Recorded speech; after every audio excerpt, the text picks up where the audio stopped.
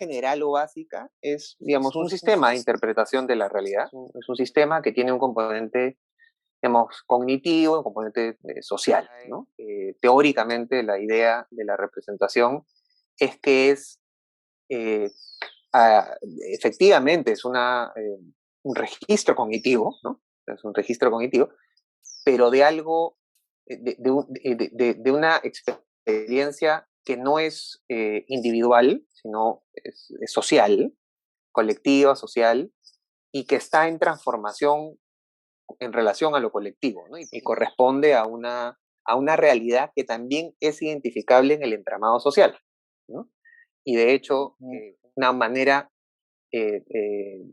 sobre todo a nivel cualitativo, pero también pues, con análisis cuantitativo, que es como se identifican esos elementos que son propios de la cultura, que por lo tanto se reflejan sobre todo en los elementos centrales de la representación.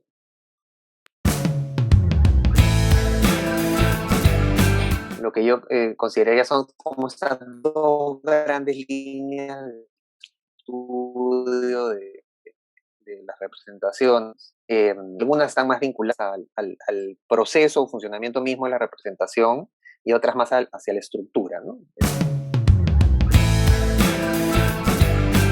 Identifico un elemento externo a mi ser, ¿no?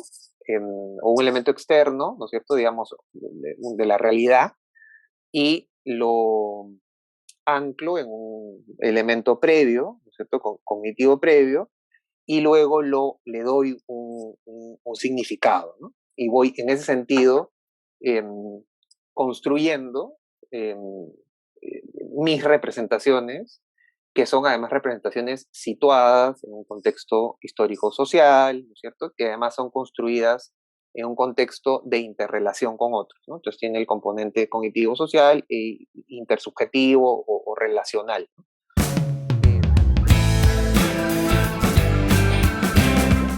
Y la representación social, entendida por su estructura, insisto, está esta lógica dual de Abric de el núcleo central y los elementos periféricos, ¿no?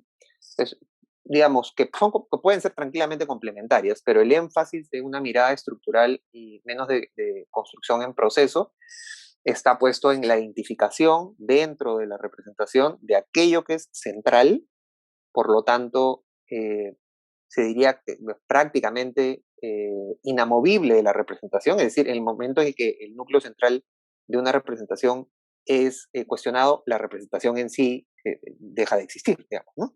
Y los elementos periféricos son aquellos que pueden entrar en contradicción y que tienen otra función, ¿no?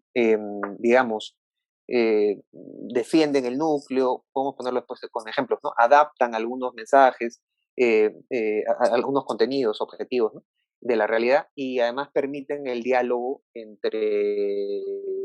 en fin, entre distintos elementos de la realidad sin cuestionar el objeto central de la representación social. Por citar a lo más clásico, digamos, Jodelet, ¿no?, podría ser, y el mismo Moscovici, en la línea del proceso, eh, y, en la línea de trabajo de lo estructural, principalmente a Abric, ¿no? Moscovici plantea, y a mí me parece especialmente atractivo esto en términos de nuevamente, cómo uno eh, tiene una representación y lo interesante, la representación está asociado a eh, cómo te permite anticipar el comportamiento, ¿no? Y te permite explicar el comportamiento tanto de un individuo, o yo diría más que un individuo en esta lógica de la representación, de un colectivo, ¿no? Te permite tener una idea más clara de cómo un grupo social establece la representación frente a un objeto social nuevamente, ¿no es cierto?, complejo normalmente, y te permite entender, si es que además asumes la perspectiva estructural, esto elemental o lo central y lo periférico. Entonces, a mí me parece eso bien interesante. Moscovici empieza a hacer estudios eh, justamente sobre grupos sociales y sus representaciones, De hecho, su primera investigación, no sé si ha sido de maestría, ya que esto es un programa de maestría más, tiene que ver en torno a la práctica del psicoanálisis, ¿no?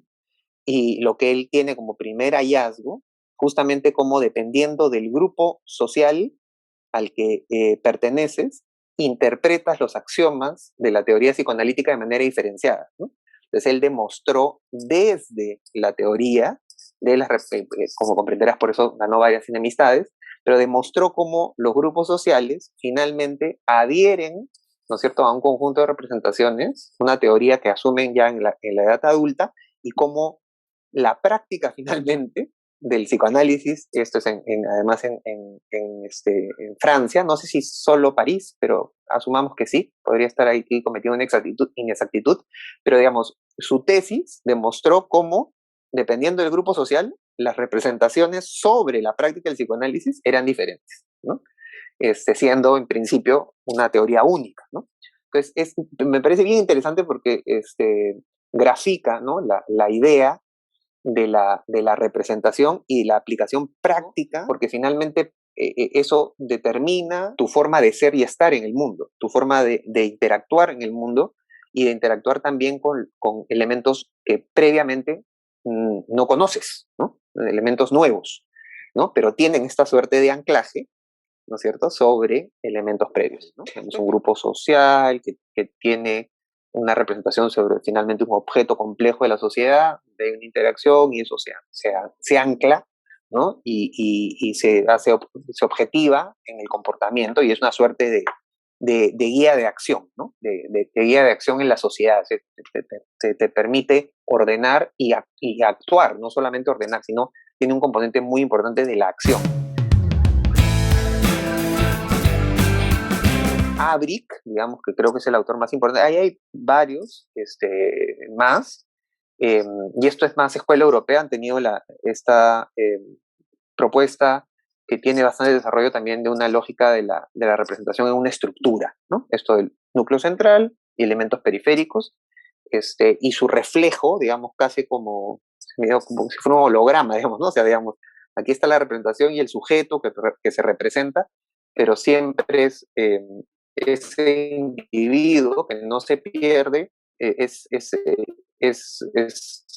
la contracara de la sociedad en la que está, ¿no? Y del grupo al que pertenece, ¿no? De hecho, hay acercamientos con la teoría de grupos Tacfel y compañía, o sea, hay una línea de representaciones que está vinculada además con identidad grupal, ¿no? Y hay toda una línea de trabajo bonita, ¿no?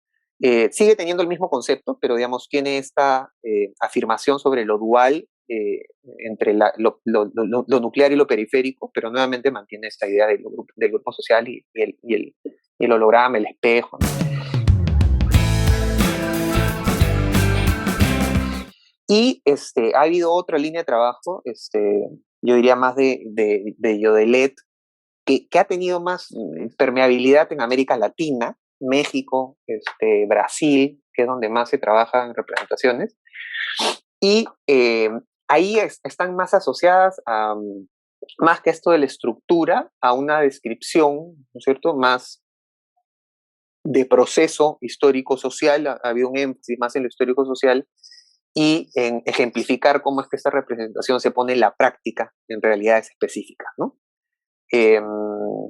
Y cuáles son los elementos que la componen, ¿no? Sin establecer una jerarquía, sin establecer un sistema necesariamente, ¿no? En todo caso, no un sistema jerarquizado, ¿no?, sino un conjunto, ¿no?, de representaciones asociadas finalmente a un objeto, ¿no? Social, me refiero, ¿no?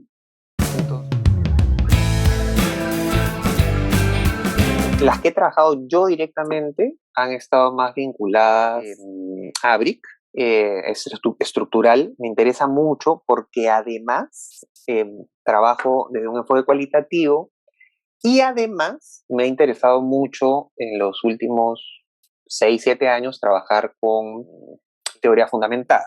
Entonces he tenido la posibilidad de trabajar ya más desde mi lado no académico, sino de gestor o implementador de política pública, en el tema de representaciones sociales en torno a la violencia escolar, ¿no? La violencia en el bullying, digamos, en la escuela.